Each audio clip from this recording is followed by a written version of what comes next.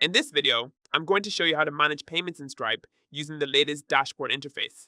First, log into your Stripe account and open the Stripe dashboard. Once you're inside, go to the Payments section from the left-hand sidebar. Here you can view all your transactions in one place. To manage a specific payment, click on it to open the detailed view. Inside the Payment Details page, you will see different options depending on the transaction status.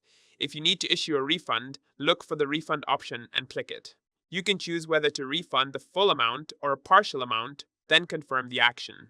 Stripe will process the refund automatically. If a payment needs to be updated or retried, you may also see options like Update Details or Retry Payment depending on the situation.